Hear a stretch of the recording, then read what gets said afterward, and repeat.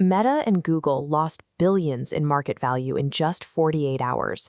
This sudden sell-off followed the delivery of a $6 million legal bill from a Los Angeles courtroom. On March 25, 2026, a jury in a trial known as KGM versus Meta and YouTube reached a historic conclusion. They found the platforms legally liable for the mental health crisis of a 20-year-old user, a woman who had been using the app since she was 6 years old. For decades, tech companies used a law called Section 230 to claim immunity for what users posted on their sites. In this case, the plaintiff successfully argued that the app's architecture was a defective product. Product liability is a legal framework where a manufacturer is held responsible for a product that is unreasonably dangerous to the user. This verdict bypassed the usual content protections of Silicon Valley. By targeting the code rather than the posts, the jury exposed every tech platform to claims that their software is inherently dangerous. The jury's first finding was negligent design. They determined that engineers purposefully built features like the infinite scroll to exploit dopamine pathways in developing brains. This relies on a variable reward system, a psychological loop where a user keeps performing an action because they don't know when the next hit of engagement will arrive, much like a slot machine. The second finding was a failure to warn. Leaked internal research showed that executives were aware of the harm these platforms cause to minors, but they did not provide parents with adequate warnings about these risks. Finally, the jury found evidence of malice, oppression, or fraud, which led to punitive damages. Punitive damages are financial penalties intended to punish a defendant for misconduct, rather than simply covering the victim's losses. This chart shows the liability split. Meta is held responsible for $4.2 million, and YouTube the remaining $1.8 million. For trillion-dollar companies, $6 million is a rounding error. The real threat is the formal legal admission that their core product design is predatory. This verdict provides a playbook for a massive proceeding in federal court known as MDL 3047. Multi-district litigation, or MDL, is a process that consolidates thousands of similar lawsuits from across the country into one court to make the legal process more efficient. The pressure is mounting from multiple angles. Just one day before the California decision, a jury in New Mexico ordered Meta to pay $375 million for consumer protection violations regarding child safety on its platforms. Institutions are also entering the fray. Nearly 800 school districts have filed suit to recover the costs of hiring mental health counselors and managing disruptions caused by algorithm-driven trends. The tech companies are using different strategies to fight back.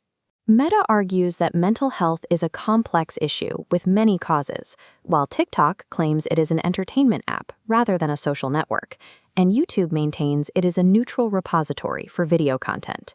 Snapchat has taken a quieter approach.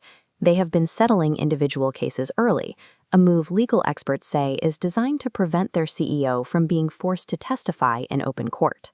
Big Tech is no longer managing a single PR crisis. They are fighting a three-front war against individual injury claims, state consumer protection laws, and multi-billion-dollar claims from public schools. This legal battle has gone global. International regulators are now requesting the internal documents leaked during these U.S. trials to help build their own cases.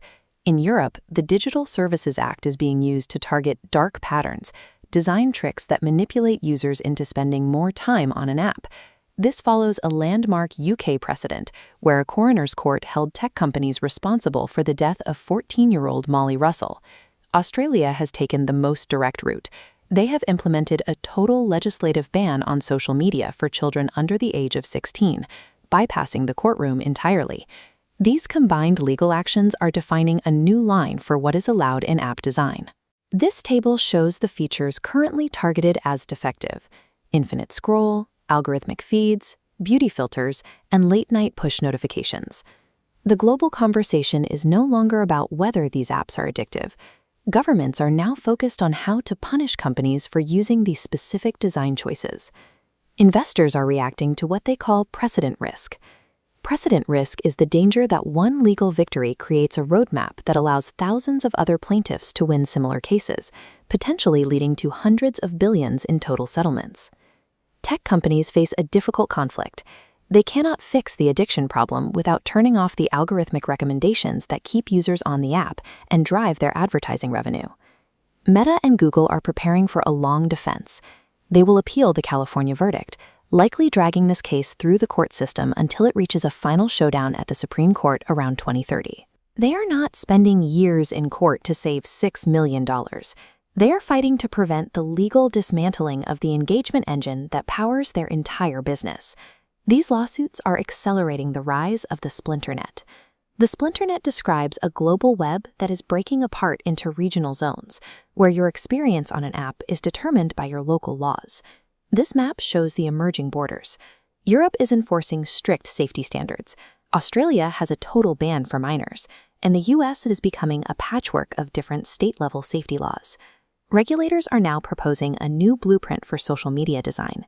If these efforts succeed, we could see infinite scrolling replaced by mandatory finish lines, quiet hours set by default, and algorithms legally required to prioritize user well-being over time spent.